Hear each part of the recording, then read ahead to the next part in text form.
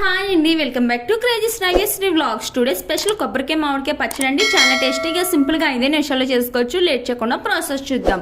ముందుగా ఒక కొబ్బరికాయ తీసుకుని లోపల ఉన్న కొబ్బరికాయ అంతా కట్ చేసుకుని మిక్సీ పట్టుకుని ఆ తురుమును గిన్నెలోకి వేసుకుని పక్కా పెట్టుకోండి. ఇప్పుడు మామిడికాయ తీసుకుని పై పీలంతా చెక్కేసుకుని మామిడికాయని కూడా చిన్న చిన్న ముక్కల కింద కట్ చేసుకుని మిక్సీ పట్టేసుకుని ఈ మామిడి తురుము కొబ్బరి తురుము బాగా కలిసేటట్టు బాగా కలుపుకోండి. ఇప్పుడు ఇందులో ఒక 1/2 టీ స్పూన్ పసుపు కూడా వేసి బాగా కలుపుకోవాలండి.